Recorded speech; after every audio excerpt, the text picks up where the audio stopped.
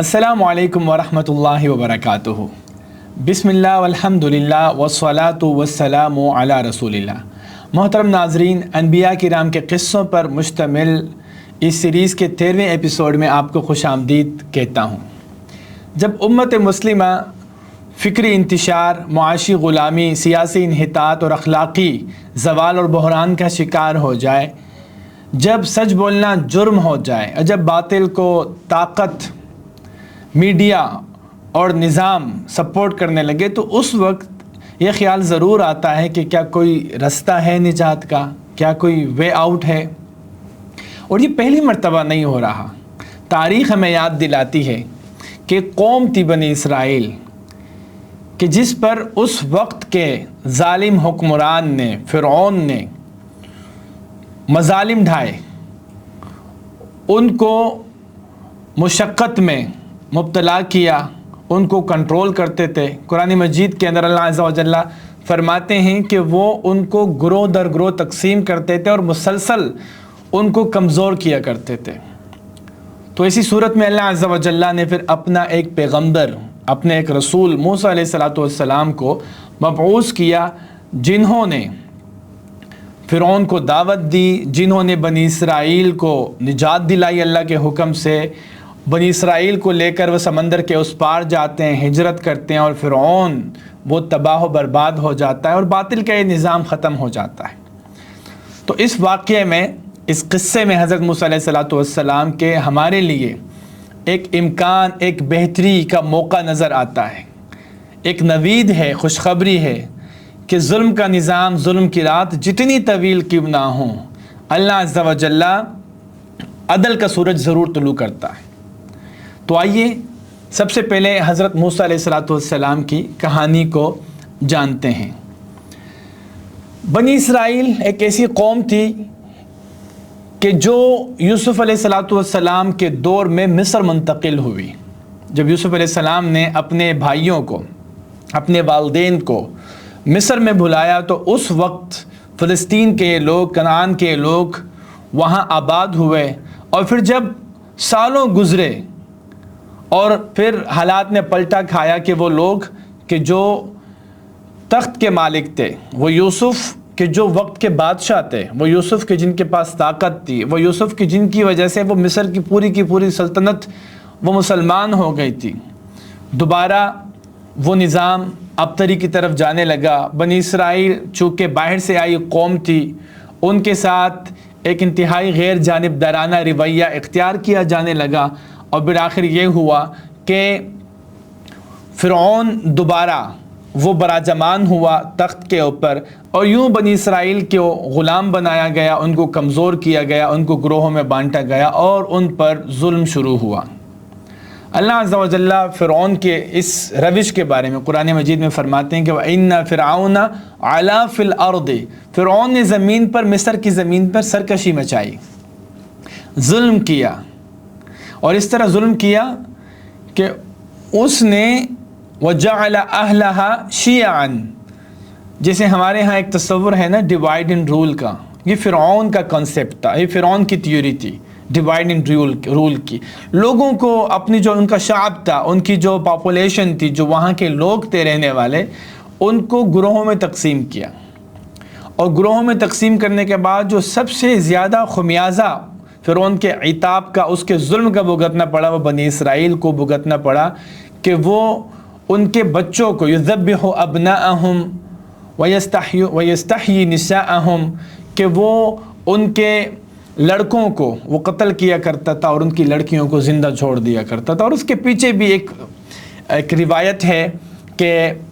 ابراہیم علیہ السلام کی بیوی سارہ کو جب مصر کے اندر فرعون نے ایک بری نیت سے اپنے پاس بلایا اور اللہ نے ان کی حفاظت کی، تو اس وقت حضرت ابراہیم نے کہا تھا کہ بنی اسرائیل کا ایک شخص اٹھے گا اور اس حکومت کو، اس تخت کو پلٹ دے گا۔ تو یہ روایت حضرت ابراہیم کی بنی اسرائیل کے ذریعے یہ بات آہستہ آہستہ جب فرعون براجمان ہوا، تو آہستہ آہستہ کسی دن اس کے پردہ سماج سے یہ بات ٹکرائی، تو کہا جاتا ہے کہ اس کے بعد سے اس نے مسلسل بنی اسرائیل کو کمزور کرنے کی کوشش کی تاکہ اس کا تخت برقرار رہے۔ اور ایک اور تاریخی روایت کے مطابق کہ فرعون نے خواب دیکھا کہ فلسطین سے ایک آگ اٹھی اور جس نے قبطیوں کو اور فرعون کی پوری قوم کو جلا دیا۔ وہاں بنی اسرائیل بھی تھے مگر وہ بچ گئے۔ تو اس نے اپنے کاہنوں کو، عالموں کو، جادوگروں کو جمع کیا اور اس سے خواب کی تعبیر پوچھی، تو اس کو بتایا گیا کہ بنی اسرائیل میں ایک لڑکا پیدا ہوگا جو آپ کے تخت کو گرائے گا۔ تو اس کے بعد سے پھر فرعون نے یہ حکم جاری کر دیا کہ آج کے بعد جو بھی بچہ پیدا ہوگا، لڑکا پیدا ہوگا، ان کے ہاں اس کو قتل کر دیا جائے گا اور ان کی بچیوں کو زندہ رکھا جائے گا۔ مگر اللہ کی تقدیر اور اللہ کی تدبیر کہ کچھ عرصے بعد قبطیوں نے فرعون سے کہا کہ اگر اسی طرح ہم ان بچوں کو قتل کرتے رہے تو ان کے بوڑھے فوت ہو جائیں گے اور ان کے بچے جوان نہیں ہوں گے، تو سارا کام ہمیں خود کرنا پڑے گا۔ جو محنت، مزدوری، مشقت ہے وہ بنی اسرائیل کے لوگوں سے اٹھایا کرتے تھے، وہ ہمیں خود وہ اٹھانا پڑے گا۔ تو فرعون نے اس وقت پھر اپنا حکم نامہ تبدیل کر دیا کہ 1 سال ان کے لڑکوں کو قتل کیا جائے، اگلے سال ان کے لڑکوں کو چھوڑ دیا جائے۔ چنانچہ یہ ہوا کہ جس سال لڑکوں کو قتل نہیں کرنا تھا اس سال حضرت موسیٰ کے بڑے بھائی ہارون پیدا ہوئے، اور پھر اگلے سال حضرت موسیٰ علیہ السلام پیدا ہوئے کہ جس سال لڑکوں کو قتل کرنے کا حکم دیا گیا۔ اللہ کی تدبیر کہ اللہ نے حضرت موسیٰ علیہ السلام کی حفاظت کی۔ اس لیے قرآن مجید میں آتا ہے کہ اللہ عز و جل نے موسیٰ یعنی حضرت موسیٰ جب پیدا ہوئے تو ان کی والدہ خائف تھی، وہ ڈری ہوئی تھی کہ فرعون کی فوج آ کر اس کو قتل نہ کر دیں۔ تو ان کے دل میں خیال ڈالا کہ جب تمہیں خوف محسوس ہو تو اس بچے کو ایک صندوقچے میں بند کر کے دریائے نیل کے سپرد کر دو۔ چنانچہ اس خاتون نے ایسے ہی کیا اور اپنی بیٹی سے کہا کہ تم اس صندوق کو دیکھتی رہو کہ کہاں جا کے پہنچتا ہے۔ اور پھر یوں ہوا کہ اللہ کے حکم سے وہ صندوق وہ فرعون کے محل پہ جا کے رکا، اور فرعون کی بیوی آسیہ علیہ السلام انہوں نے اس صندوق کو اٹھایا، اس میں سے اس خوبصورت بچے کو دیکھ کر فرعون سے کہا کہ قرۃ عین لی ولک، یہ تو میری اور تمہاری آنکھوں کی ٹھنڈک ہے، اور ہو سکتا ہے کہ ہم اس کو بیٹا بنا لیں، کیونکہ ان کا بیٹا نہیں تھا۔ تو یوں موسیٰ علیہ السلام جو فرعون اس کو قتل کروانا چاہتا تھا، اللہ نے اسی فرعون کے گھر پر اس کو پالا پوسا۔ جب موسیٰ علیہ السلام جوان ہوئے تو اس وقت غلطی سے ان سے قتل ہو گیا۔ انہوں نے قبطی کو بنی اسرائیل کے کسی شخص کے ساتھ لڑتے دیکھا تو انہوں نے غصے میں آ کے اس کو مکہ مارا اور وہ وہاں پر جاں بحق ہو گیا۔ اس کے بعد موسیٰ علیہ السلام وہ ڈرتے ڈرتے نکلے اور مدین کی طرف جا پہنچے۔ جب وہ مدین میں جا پہنچے تو وہاں اس نے 2 خواتین کی مدد کی، ان کے جانوروں کو کنویں کے اوپر پانی پلایا اور ایک سائے میں آ کر بیٹھ گئے، اور وہ مشہور دعا جو آپ سب سن چکے ہیں کہ جو حضرت موسیٰ علیہ السلام نے اس وقت مانگی کہ ربی انی لما انزلت الی من خیر فقیر، اے اللہ آپ کی طرف سے جو خیر میری طرف نازل ہوئی ہے میں اس کا محتاج ہوں۔ اور اس کے بعد جن 2 بہنوں کی حضرت موسیٰ علیہ السلام نے مدد کی ہوتی ہے، ان میں سے ایک خاتون واپس آ کے حضرت موسیٰ علیہ السلام کو بلاتی ہے کہ ہمارے ابو آپ کو بلا رہے ہیں، اور یوں حضرت موسیٰ علیہ السلام کی ملاقات پھر ان 2 خواتین کے والد سے ہوتی ہے۔ کہا جاتا ہے کہ ان کا نام حضرت شعیب تھا، یا کہا جاتا ہے کہ یہ وہ شعیب نہیں تھے کہ جو نبی تھے، یہ کوئی اور تھے۔ بہرحال حضرت موسیٰ علیہ السلام جب ان کے گھر پر پہنچتے ہیں، اس سے بات چیت ہوتی ہے، تو یہ شخص یعنی لڑکیوں کے باپ ان کو خوشخبری سناتے ہیں کہ فرعون کی حکومت، اس کا اقتدار، اس کا اثر و رسوخ مدین تک نہیں پہنچا ہوا، تو تم خوش ہو جاؤ، تمہیں نجات مل گئی ہے، نجوت من القوم الظالمین۔ اور اس کے بعد آفر کرتے ہیں کہ موسیٰ میری یہ 2 بیٹیاں ہیں، ان میں سے کسی ایک سے تم شادی کر لو، اس شرط پر کہ اس کے بعد 8 سال تک تم ہماری بکریاں چراؤ گے۔ یہاں سے اللہ عز و جل نے پھر حضرت موسیٰ علیہ السلام کی پوری ٹریننگ کی۔ حضرت موسیٰ علیہ السلام نے وہاں پر 10 سال گزارے، اور جب وہ واپس آنے لگے مصر کی طرف تو پھر اللہ عز و جل نے وادی طوہ سے جو طور کا پہاڑ ہے وہاں سے ان کو بلایا۔ انہوں نے ایک آگ دیکھی، اور آگ حاصل کرنے کے لیے جب وہاں پر پہنچے تو اللہ عز و جل نے ان سے کلام کیا، اور حکم دیا کہ فخلعن علیک انک بالوادی المقدس طوی، کہ اے موسیٰ اپنی چپلیں اتارو، اپنے جوتے اتارو، کہ تم ایک بہت ہی مقدس وادی طویٰ کے اوپر کھڑے ہو۔ اس کے بعد اللہ عز و جل نے حضرت موسیٰ کو حکم دیا کہ اذهب الى فرعون انہ طغی، اے موسیٰ تم میرے نبی ہو، میں تمہیں حکم دیتا ہوں کہ تم جاؤ فرعون کے پاس کہ اس نے ظلم مچا رکھا ہے بنی اسرائیلیوں کے اوپر، اس نے سرکشی مچائی ہوئی ہے۔ اور پھر ایک دوسرے مقام کے مطابق کہ اذهبا الى فرعون انہ طغی فقولا له قولا لینا لعلہ یتذکر او یخشی، کہ اے موسیٰ، جب حضرت موسیٰ نے کہا کہ یا اللہ مجھ سے تو ان کا ایک بندہ قتل ہو گیا تھا، میں تو چپتے چپاتے مدین پہنچ گیا تھا، اب اگر میں جاؤں گا تو وہ مجھے مار دیں گے، اور کہتے ہیں کہ اللہ وَيَضِيقُ صَدْرِي وَلَا يَنْطَلِقُ لِسَانِي فَأَرْسِلْ إِلَىٰ ہارون، یا اللہ میرا سینہ تنگ ہو رہا ہے، یہ بہت بڑی ذمہ داری ہے، اور میں اتنا فصیح بھی نہیں ہوں، میری زبان اس طرح چلتی نہیں ہے، تو میرے ساتھ ہارون کو بھی بھیج دیں۔ رب اشرح لی صدری ویسر لی امری واحلل عقدۃ من لسانی یفقہوا قولی واجعلہ وزیرا من اہلی ہارون اخی اشدد بہ ازری واشرکہ فی امری کی نسبحک کثیرا ونذکرک کثیرا انک کنت بنا بصیرا۔ اب یہ دعائیں مانگتے ہیں کہ اللہ میرا سینہ کھول دے،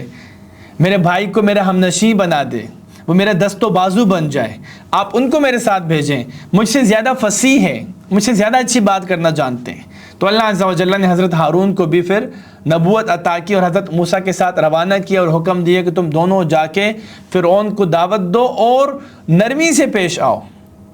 فرعون کے ساتھ نرمی سے پیش آؤ تاکہ وہ ڈر جائے، کیونکہ نرمی سے دعوت دینا یہ ایک سبب ہے، اس سے چانس بڑھ جاتا ہے کہ ایک بندہ دعوت قبول کرے، بات سنے، ہدایت کی طرف آئے۔ تو پھر دونوں بھائی فرعون کے پاس جاتے ہیں، اس کو دعوت دیتے ہیں، فرعون ان کو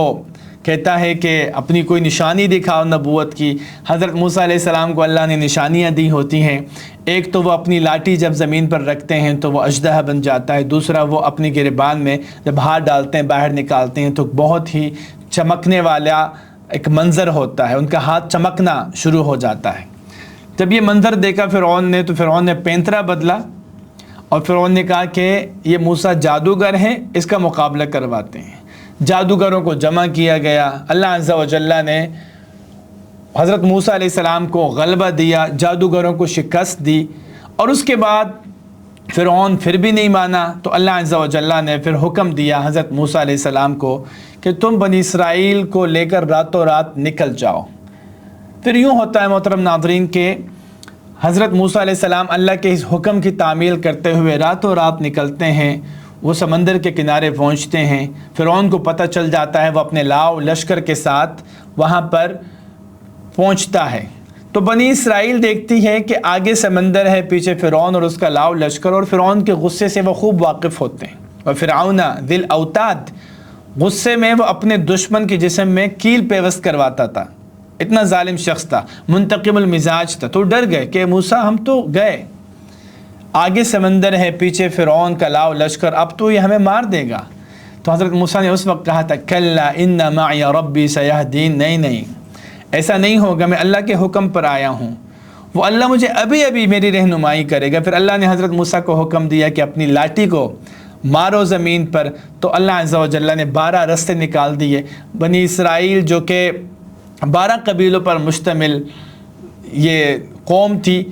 وہ سمندر کے اس پار پہنچتی ہے، انہی 12 راستوں پر فرعون اپنے لاؤ لشکر کے ساتھ جیسے ہی داخل ہوتا ہے درمیان میں پہنچتا ہے، اللہ عز و جل فرعون کو غرق کر دیتا ہے، اور اس طرح بنی اسرائیل کو اللہ عز و جل ہمیشہ سے فرعون کی غلامی سے نجات عطا کرتا ہے۔ بنی اسرائیل کو جب اللہ عز و جل فرعون سے نجات عطا فرماتا ہے، بنی اسرائیل سمندر کے اس پار جاتے ہیں تو اللہ عز و جل ان کی ایک نئی زندگی شروع کرواتے ہیں، اور وہ ایک صحرائی زندگی ہوتی ہے۔ وَظَلَّلْنَا عَلَيْهِمُ الْغَمَامَ، اللہ عز و جل جب بنی اسرائیل وہاں صحرائی زمین میں رہنا شروع کر دیتے ہیں تو اللہ تعالیٰ کے انعامات دیکھیں کہ اللہ عز و جل بادلوں کو ان کی چھت بنا دیتے ہیں، ان کے لیے من و سلوہ اتارتے ہیں، زمین سے چشمے جاری کر دیتے ہیں، تو یہ ساری نعمتیں اللہ عز و جل پھر بنی اسرائیل کے اوپر کرنا شروع کر دیتے ہیں. یا بنی اسرائیل اذکروا نعمتی التی انعمت علیکم، اے بنی اسرائیل یاد کرو اللہ کی نعمتوں کو کہ جس اللہ نے اپنے انعامات تم پر عام کر دیے. اور اس کے بعد انہی میں سے حضرت موسیٰ علیہ السلام کے کہا جاتا ہے کزن لگتے تھے رشتے میں قارون، کہ جن کو اللہ نے بہت مال و دولت عطا کیا تھا. وہ اس مال و دولت پر بہت فخر کیا کرتا تھا. لوگوں نے کہا کہ تم اتنا اتراؤ مت، اللہ تعالیٰ اترانے والوں کو پسند نہیں کرتا. تو کہا کرتا تھا یہ میری اپنی جو سکل ہے، نالج ہے، انما اوتیتہ علی علم عندی، میرے پاس چونکہ علم بہت ہے، میرے پاس چونکہ ایکسپرٹیز بہت ہیں، تو میری ایکسپرٹیز کی وجہ سے یہ دولت مجھے ملی ہے، کیونکہ میں خاص آدمی ہوں، مجھے کمانے کے سارے فن آتا ہے، میں بہت سمارٹ کھیلتا ہوں، تو اس لیے یہ سارا مال میرے پاس ہے. تو اس کی قوم کے سمجھدار لوگوں نے اس کو سمجھایا، مگر وہ نہیں مانا. جب نہیں مانا تو اللہ عز و جل نے اس کو بھی عبرت کا نشان بنایا. حدیث کے الفاظ ہیں کہ اللہ عز و جل نے پھر قرآن مجید میں اللہ عز و جل فرماتے ہیں کہ فَخَسَفْنَا بِهِ وَبِدَارِهِ الْأَرْضَ، ہم نے اس کو اس کے گھر کے ساتھ زمین میں دھنسا دیا. اور نبی صلی اللہ علیہ وسلم کی حدیث ہے کہ ایک شخص اسی فخر کے ساتھ چل رہا تھا اتراتے ہوئے، اللہ نے زمین میں دھنسا دیا، اور قیامت تک وہ زمین میں دھنستا ہی چلا جا رہا ہے، اور قیامت تک دھنستا چلا جائے گا. تو فرعون کا ایک برا انجام ہوتا ہے. اس کے بعد بنی اسرائیل کی زندگی آگے بڑھتی ہے. تو سامری نام کا ایک شخص ہوتا ہے، وہ بچڑے کی عبادت پر ان کو لگا دیتا ہے، سونا پگھلا کر ایک بچڑا نما بناتا ہے اور قوم کو دعوت دیتا ہے کہ یہ تمہارا رب ہے. حضرت موسیٰ علیہ السلام اس وقت کوہ طور پہ تورات لینے گئے ہوتے ہیں اور ہارون علیہ السلام کو اپنا نائب منتخب کیا ہوتا ہے. حضرت موسیٰ علیہ السلام جب کوہ طور سے واپس آتے ہیں اور اپنی قوم کو اس ضلالت میں، شرک میں دیکھتے ہیں تو بہت غصہ کرتے ہیں. حضرت ہارون سے ناراض ہوتے ہیں، ان کو پکڑتے ہیں بالوں سے، داڑھی سے، کہ میں نے تمہاری ذمہ داری لگائی تھی کہ میرے بعد میری قوم کو دیکھنا. تو اس طرح پھر حضرت موسیٰ علیہ السلام اپنی قوم کو توبہ کے لیے لے کر جاتے ہیں، اللہ سے معافی منگواتے ہیں. چونکہ بنی اسرائیل ایک صحرائی زندگی گزار رہے ہوتے ہیں اور ان کے دلوں میں خواہش بھی ہوتی ہے کہ وہ جہاد کریں اور اس ارض مقدسہ سے، فلسطین سے جو ان کو نکالا گیا تھا، اس میں واپس داخل ہوں. مگر یوں ہوتا ہے کہ جب اللہ عز و جل ان کے اوپر جہاد فرض کر دیتا ہے، ان کو حکم دیتا ہے کہ تم جا کے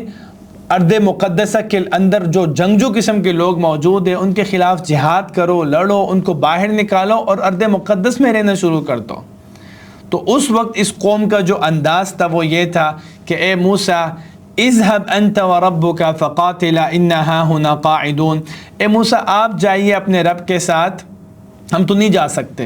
وہ جنگجو قسم کے، واریر قسم کے لوگ ہیں، ہم ان سے نہیں لڑ سکتے. آپ اور اللہ جائیں، ان کو نکالیں، جب ارض مقدسہ خالی ہو جائے گا تو اس کے بعد ہم جا کے اس میں آباد ہوں گے. پھر اللہ عز و جل نے سزا کے طور پر اگلے 40 سال تک سرزمین قدس کو، بیت المقدس کو ان کے اوپر حرام قرار دیا. اور اس کے بعد کچھ عرصہ گزرا تو حضرت موسیٰ علیہ السلام کا انتقال ہو جاتا ہے. تو محترم ناظرین، مختصر چنکس، بلٹس کی صورت میں کچھ پہلو حضرت موسیٰ علیہ السلام کی زندگی کے مختصر انداز میں آپ کے سامنے رکھے ہیں. نبی صلی اللہ علیہ وسلم کی حدیث ہے کہ جب موت کا فرشتہ حضرت موسیٰ علیہ السلام کی جان لینے کے لیے، روح قبض کرنے کے لیے آیا تو حضرت موسیٰ علیہ السلام نے ان کو تپھڑ رسید کر دیا. چنانچہ وہ اللہ کے پاس گیا کہ یا اللہ، آپ نے مجھے جس شخص کے پاس، اپنے بندے کے پاس بھیجا تھا، تو اس نے تو مجھے تپھڑ مارا ہے. تو اللہ عز و جل نے فرشتے سے کہا کہ تم جا کے واپس موسیٰ کے پاس جاؤ اور اس کو کہو کہ اللہ نے یہ فرمایا ہے کہ موسیٰ تم ایک بیل کے اوپر اپنا ہاتھ پھیلا کر رکھو،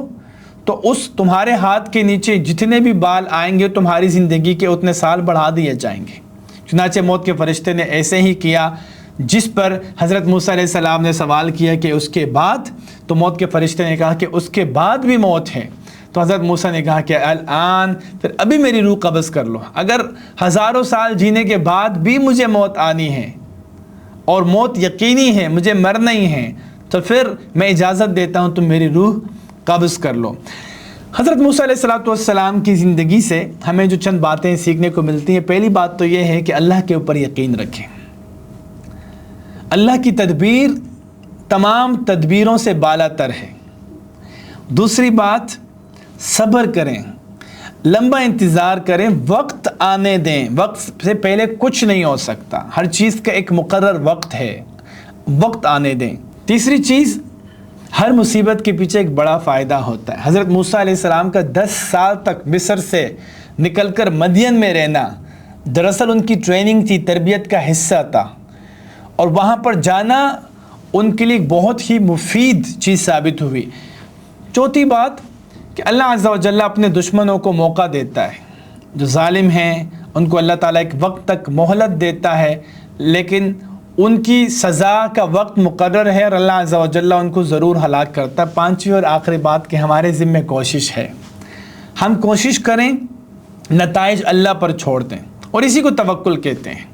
تو محترم ناظرین، سیدنا موسیٰ علیہ السلام کی زندگی میں ہمارے لیے یہ چند بنیادی باتیں تھیں جو میں نے آپ کے گوش گزار کی ہیں۔ اسی کے ساتھ ہی ہمارا آج کا ایپیسوڈ اپنے اختتام کو پہنچتا ہے۔ آپ سے ملاقات ہوگی انشاءاللہ نیکسٹ ایپیسوڈ میں، تب تک کے لیے اجازت دیجیے۔ سبحانک اللہم و بحمدک، نشہد ان لا الہ الا انت، نستغفرک و نتوب الیک۔ جزاکم اللہ خیرا۔ السلام علیکم ورحمۃ اللہ وبرکاتہ۔